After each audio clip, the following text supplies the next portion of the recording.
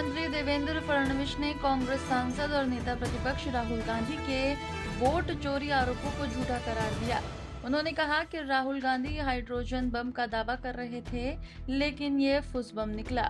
फडणवीस ने आरोप लगाया कि राहुल गांधी बिना सबूत दिए बार बार झूठ बोलते हैं और ये जोसेफ की तकनीक जैसा है। उन्होंने कहा कि इस तरह की राजनीति से न तो संवैधानिक संस्थानों का अपमान छिपेगा और न ही बिहार में सफलता मिलेगी, क्योंकि बिहार प्रधानमंत्री नरेंद्र मोदी के साथ खड़ा है। देखिए, राहुल गांधी इन्होंने हाइड्रोजन बम इस प्रकार की जो घोषणा की थी, तो पूरा देश सकते में था कि अब कौन सा बम राहुल गांधी फोड़ने वाले हैं। लेकिन ये तो ऐसा बम था कि जिसमें कोई आवाज ही नहीं थी, फुस बम था, इसमें कुछ नहीं था। इस प्रकार से ये बम भी नहीं था, यानी खोदा पहाड़ और चूहा भी नहीं निकला। लेकिन मैंने इससे पहले भी कहा है, राहुल गांधी ये सीरियल लायर है, ये सफाई के साथ झूठ बोलते हैं।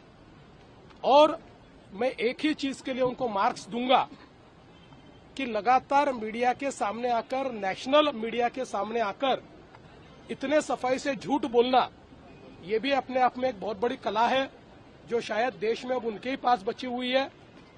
इससे पहले राहुल गांधी जी को इलेक्शन कमीशन ने कई नोटिसेस दिए कि आपके पास अगर कोई सबूत है तो लाकर पेश कीजिए। वो कभी गए नहीं, न्यायालय के सामने वो सबूत लेकर जाते नहीं, कहीं पर भी वो सबूत देते नहीं है। लेकिन बोलते ऐसे मानो सारी चीजें उनके पास हो। राहुल गांधी ये लगातार झूठ बोल रहे हैं। ये हिटलर के मंत्री गोबेल्स की टेक्निक है कि लगातार झूठ बोलो तो लोगों को शायद सच लग जाए। लेकिन राहुल जी, ये टेक्निक देश में चलने वाली नहीं है। जब तक जनता के बीच आप जाओगे नहीं, आपको वोट नहीं मिलने वाले। आप कितना भी झूठ बोलेंगे तब भी जनता उससे बरगलाने वाली नहीं है।